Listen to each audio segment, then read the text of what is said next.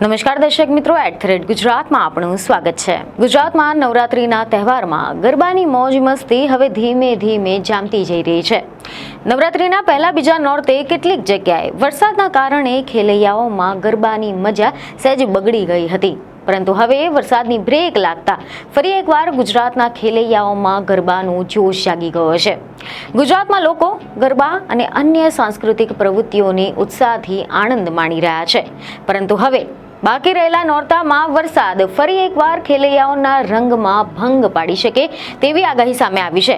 જ્યાં એવા સમાચાર છે કે હવામાન વિભાગની આગામી દિવસોમાં વરસાદની આગાહીએ લોકોનો ઉત્સાહ થોડો ઓછો કરી શકે છે, કારણ કે આગામી થોડાક જ દિવસોમાં ગુજરાતમાં ભારે વરસાદની આગાહી કરવામાં આવી છે, જે નવરાત્રીની ઉજવણીમાં વિક્ષેપ લાવી શકે છે। ગુજરાતમાં ભલે મેઘરાજાએ હાલ તો વિરામ લીધો હોય, પરંતુ હજુ પણ ચોમાસું ગયું નથી। એવા સમાચાર છે કે હવામાન વિભાગના જણાવ્યા પ્રમાણે ગુજરાતના ઘણા બધા જિલ્લાઓમાં ભારે વરસાદની આગાહી છે। બંગાળની ખાડીમાં એક નવી સિસ્ટમ રચવાની પણ શક્યતા છે, અને જો બંગાળની ખાડીમાં આ રચાયેલી નવી સિસ્ટમ મહારાષ્ટ્ર બાદ ગુજરાત તરફ આગળ વધશે તો શનિવારથી ગુજરાતના કેટલાક વિસ્તારોમાં ભારે વરસાદ પણ થઈ શકે છે, જેમાં દક્ષિણ ગુજરાત અને ત્યારબાદ સૌરાષ્ટ્રના વિસ્તારોમાં સિસ્ટમ પસાર થતા ભારે વરસાદની શક્યતા છે। અને નવી સિસ્ટમના કારણે 26મી સપ્ટેમ્બરે ગુજરાતમાં વરસાદ થવાની પણ શક્યતા બહુ ઓછી છે, પરંતુ હા, 27 સપ્ટેમ્બરથી લઈને 29 સપ્ટેમ્બર સુધીમાં ગુજરાતમાં અલગ અલગ જગ્યાએ ભારે વરસાદ થઈ શકે છે। 26 સપ્ટેમ્બરના રોજ પણ આ જિલ્લાઓમાં છૂટાછવાયા વરસાદની સાથે ગાજવીજની શક્યતા દર્શાવવામાં આવી રહી છે, એટલે કે ગરબા પ્રેમીઓને ભીંજાતા ગરબા રમવાની સ્થિતિ પણ સર્જાઈ શકે છે। બંગાળની ખાડીમાં ચક્રવાતી જે પરિભ્રમણ છે તે 27 સપ્ટેમ્બરથી 4 ઓક્ટોબર સુધીમાં સક્રિય થવાનું છે, અને તે 27મી તારીખે દક્ષિણ ગુજરાતમાં પ્રવેશ કરી શકે છે। આનાથી રાજ્યના વિવિધ વિસ્તારોમાં ગાજવીજ અને તોફાની વરસાદ પણ થઈ શકે છે, જેમાં 27 સપ્ટેમ્બરથી વલસાડ, નવસારી, સુરત, વાપી, બારડોલી અને વ્યારા સહિતના વિસ્તારોમાં ગાજવીજની સાથે તોફાની વરસાદની શક્યતા રહેશે, જ્યારે 28 સપ્ટેમ્બરે આણંદ, વડોદરા, ભરૂચ, નર્મદા, સુરત, તાપી, નવસારી, ડાંગ, વલસાડ, ગીર સોમનાથ, અમરેલી અને ભાવનગરમાં ભારે વરસાદની આગાહી છે। અહીંયા પણ યલો એલર્ટ જાહેર કરવામાં આવ્યું છે, જ્યારે 29 સપ્ટેમ્બરે ભરૂચ, સુરત, તાપી, નવસારી, ડાંગ, વલસાડ, જૂનાગઢ, ગીર સોમનાથ, અમરેલી અને ભાવનગરમાં ભારે વરસાદની સાથે ગાજવીજની આગાહી કરવામાં આવી છે। આ જિલ્લાઓ માટે પણ યલો એલર્ટ જાહેર કરાયું છે, એટલે કે હવામાન વિભાગની આગાહીએ સ્પષ્ટ કરી નાખ્યું છે કે હવે આવનાર જેટલા દિવસો છે તેમાં નવરાત્રીની રાત્રિઓ વરસાદી થઈ શકે છે, જેથી કરીને ખેલૈયાઓ તેમજ તહેવારમાં ભાગ લેતા ગરબા ખેલૈયાઓને સતર્ક રહેવું જરૂરી છે। આની સાથે જ સૌરાષ્ટ્રના દરિયાઈ પટ્ટીમાં 40થી 50 કિલોમીટર પ્રતિ કલાકની ઝડપે ભારે પવન ફૂંકાવાની પણ શક્યતા છે। ઉત્તર ગુજરાતમાં હળવાથી મધ્યમ વરસાદની સંભાવના છે, જ્યારે મધ્ય ગુજરાતમાં અમુક વિસ્તારોમાં ગાજવીજની સાથે વરસાદ થઈ શકે છે। કચ્છમાં છૂટાછવાયા વિસ્તારોમાં હળવો અને અમુક જગ્યાએ ગાજવીજની સાથે વરસાદની શક્યતા રહેશે। બંગાળની ખાડીમાં ઉત્તર ઓડિશા અને આસપાસના વિસ્તારોમાં લો પ્રેશર એરિયા સક્રિય થયો છે, જે પશ્ચિમ તરફ આગળ વધીને ડિપ્રેશનમાં પરિવર્તિત થઈ શકે છે। મધ્ય બંગાળની ખાડી પર 25 સપ્ટેમ્બરના રોજ નીચું દબાણ સર્જાયું છે, અને આ સિસ્ટમ પશ્ચિમ તરફ આગળ વધતા 26 સપ્ટેમ્બર પછી દક્ષિણ ઓડિશા અને ઉત્તર આંધ્રપ્રદેશના દરિયાકાંઠાના નજીક ડિપ્રેશનમાં રૂપાંતરિત થશે, અને 27 સપ્ટેમ્બરની આસપાસ આ સિસ્ટમ દરિયાકાંઠે પાર કરી શકે તેવી શક્યતા છે।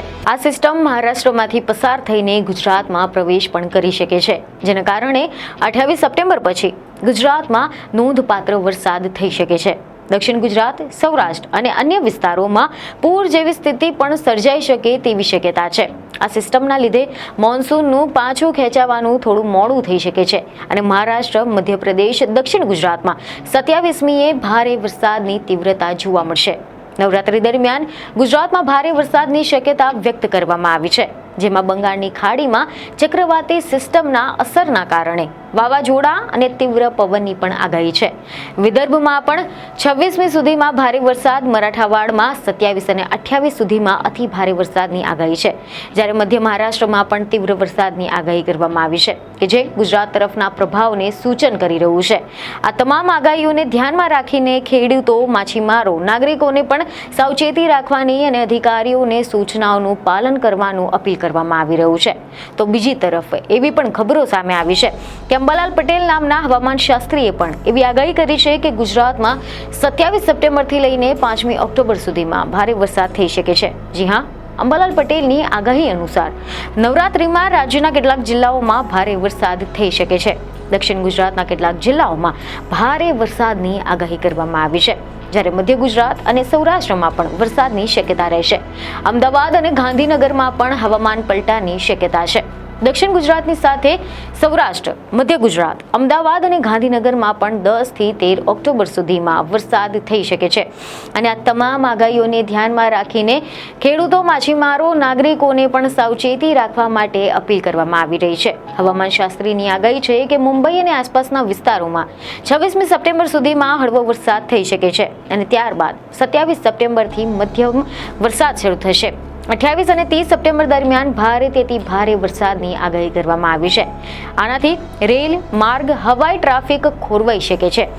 2 થી લઈને 3 ઓક્ટોબર દરમિયાન છૂટાછવાયા ભારે વરસાદની સાથે મધ્યમ વરસાદ ચાલુ રહી શકે છે. ચોમાસું 8મી ઓક્ટોબરની આસપાસ મુંબઈથી વિદાય લેશે તેવી શક્યતા છે. આ સિસ્ટમના કારણે મોન્સૂનનું પાછું ખેંચાવામાં મોડું પણ થઈ શકે છે, જેના લીધે મહારાષ્ટ્રમાં, દક્ષિણ ગુજરાતમાં અને મધ્યપ્રદેશમાં પણ 27 તારીખ સુધીમાં ભારે વરસાદની તીવ્રતા જોવા મળશે તેવી આગાહી છે. એટલે કે ગુજરાતમાં ભલે મેઘરાજાએ હાલ તો થોડો વિરામ લીધો હોય, પરંતુ હજુ પણ ચોમાસું ગયું નથી.